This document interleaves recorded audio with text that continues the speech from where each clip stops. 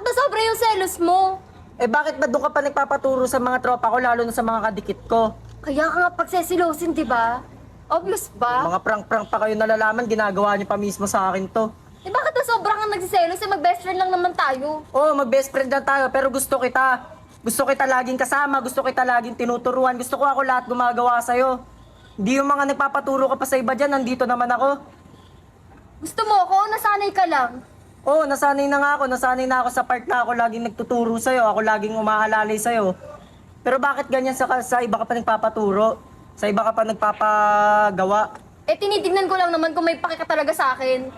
Oo, may pakialam ako sa'yo. Ano ngayon? Eh bakit ngayon mo lang sinabi? Kasi natatakot ako kasi baka best friend lang tingin mo sa akin. Pero ako, hindi na best friend tingin ko sa'yo habang tumatagal. Pero parang bastusan naman na yata yan, Shulane.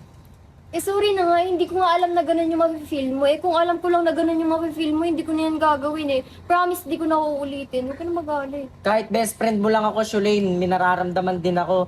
Kahit kaibigan mo lang ako, Shulane, iba rin yung nararamdaman ko. Hindi mo man lang iniingatan yung nararamdaman ko. Kung dumidikit-dikit ka pa sa mga kaibigan ko, alam mo namang kaibigan ko yung mga yun, tas doon ka pa dumidikit.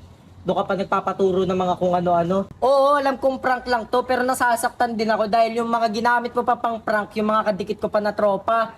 Kung sino pa yung mga kadikit ko, yan pa yung mga pinagagamit mo sa prank mo na yan. Hindi mo alam yung nararamdaman ko, Shulane. Hindi buo yung araw ko dito sa Manix House pag hindi kita inaasar, hindi kita kinukulit, at lalo nang hindi kita nakakasama. Lalo na pag sumasama ka sa mga tropa ko na yan, kahit prank na yan, nagsiselos pa rin ako. Sorry, hindi ko naman alam na ganun pala yung mararamdaman mo eh. Hindi ko na uulitin, promise. Nag-aalala na naman ako bilang best friend mo eh, pero bakit kailangan mo gawin sa akin yan? Hindi ko naman hinahangad na magustuhan mo rin ako pabalik eh. Pero wag mo naman gawin sa akin sa harap-harapan ko na dikit-dikitan mo yung mga tropa kong kadikit ko. Parang bastusan naman na yata yan, Shulane. Eh sorry na nga, eh pinaprank lang naman kita. Hindi ko naman alam na ganun pala yung mararamdaman mo. Pero iba na yung prank na ginagawa nyo eh. Promise, di na to mauulit eh. Pinilit lang naman kasi ako nila Mami Chona sa prank na to, kaya pumayag ako eh. Sige, basta promise mo sa akin yan na wag mo nang uulitin yan ha, dahil di mo man lang ba naisip yung nararamdaman ko. Ayoko yung ganitong pakiramdam, Shulane, yung nagsiselos ako. Nag-aalala ako at lalo nag-overthink ako sa ginagawa mo. Sorry na, bati na tayo. Huwag na mag-ulit. Best friend na tayo ulit. Best friend na tayo. Uy, ngiti ka na sila. Uy, bati na tayo. Sige na nga, basta wag mo nang uulitin yun, Shulane ha. Promise.